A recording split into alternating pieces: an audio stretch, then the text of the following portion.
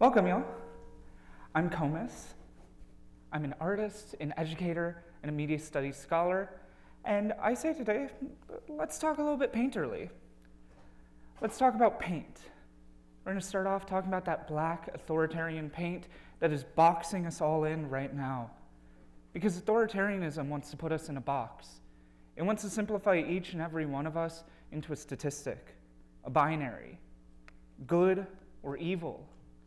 But none of us exist in that binary. It's not even a spectrum. We're all a mix of many, many things, and those many things include the neons. What I like to think of as the rising of the neon dog.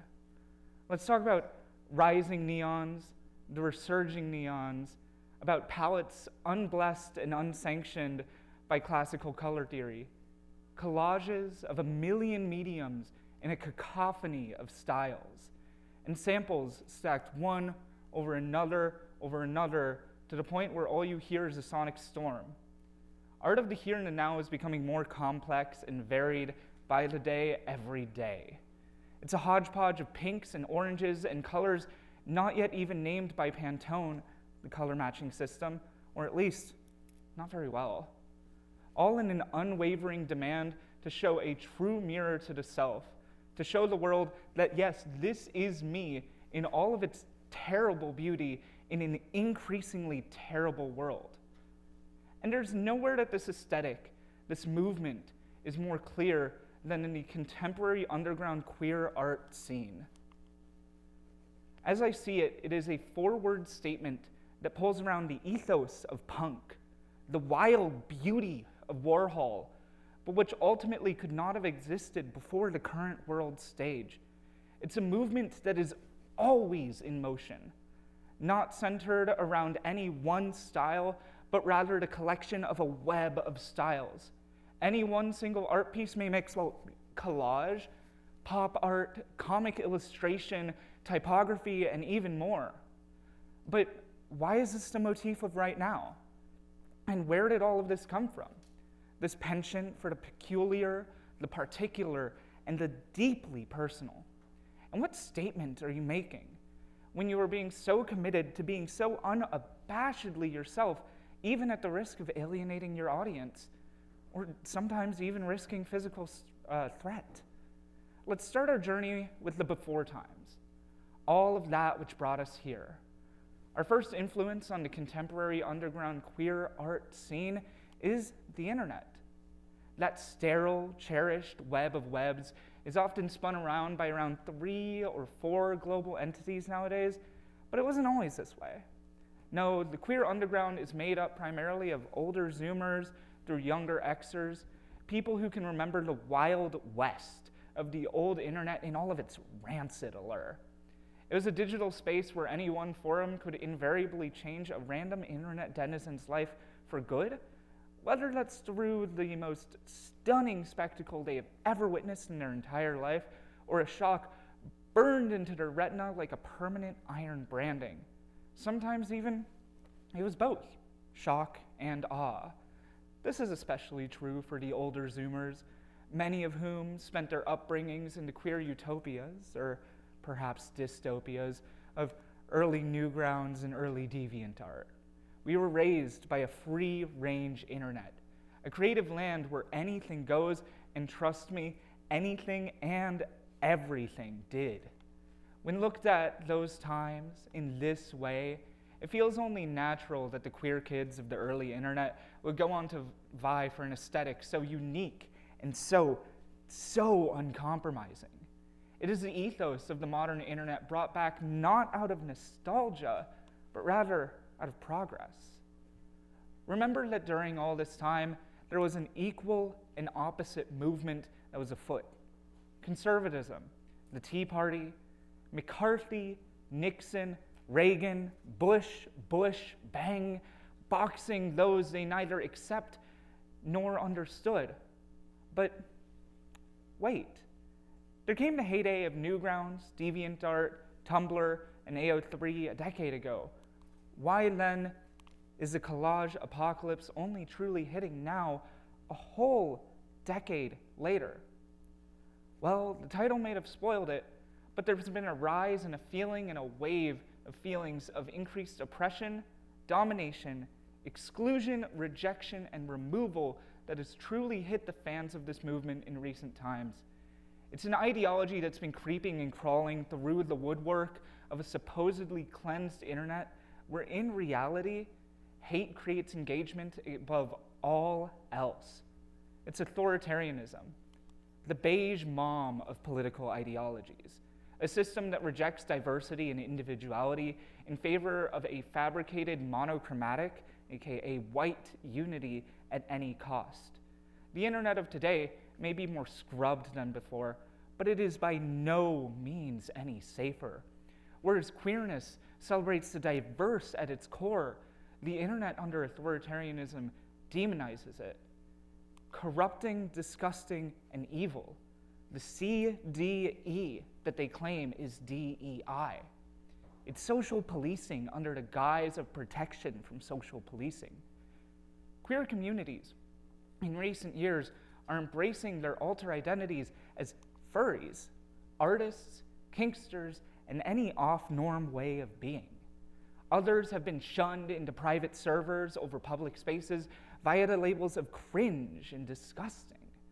And that's not even to mention the death threats, the many, many death threats. And this is where the ideology of the current queer underground finds its place. It's a place of resistance. In resistance and rejection of demonization, it adopted a grandiose, confrontational style, a community, and a presentation of selfhood. Always the academic, I note this ideology as metamodernism and constellationism. Metamodernism sounds bold but confusing, and trust me, it really is, but that's the fun of it. It's a love for the yes and of improv comedy, where no idea is outright rejected.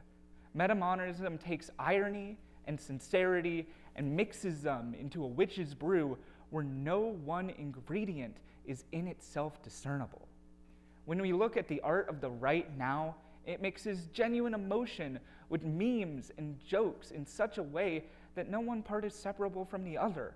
Rather, through this synergy, the genuine emotion becomes a joke and vice versa. I like to think about camp here. The classic queer term, camp is comedy that punches up. Queer art where you laugh with the target of a joke instead of at them. It requires genuine sympathy for the subject of a joke and humor for the subject of drama.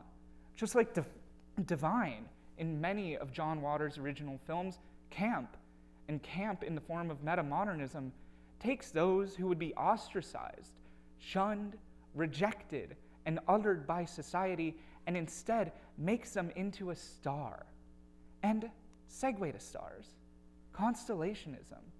As often discussed in queer theory, it applies this exact yes and framework directly to sexuality.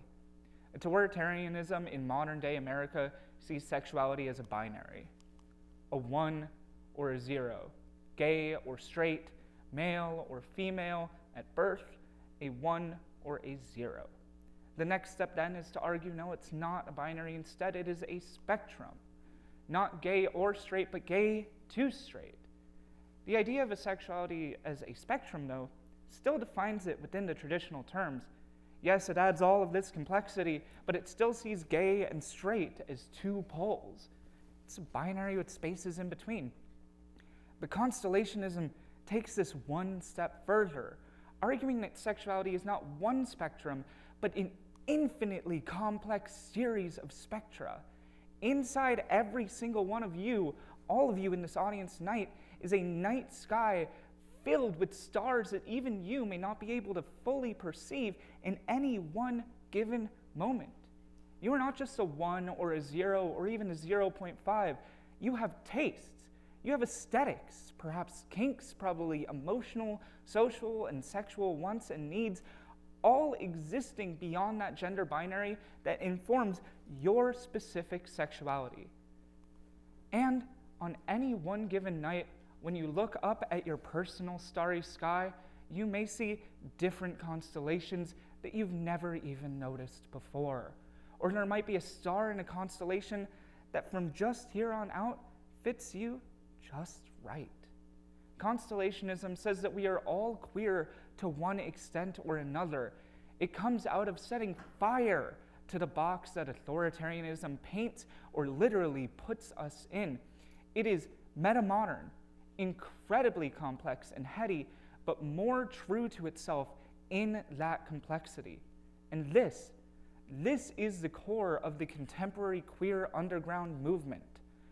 It is a scene where I see equal quantity and presence of fursuits, of canes, of goth aesthetics, and candy kids dancing together to a DJ who's playing 20 whole different genres all at once, where artists paint, they sculpt, doodle, collage, and even mix both physical and digital art, all in the service of making one beautiful piece.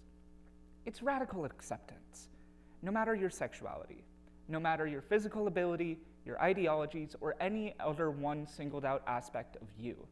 So long as you accept the camp, the peace, and the love of it all, everything else is all up to you individually.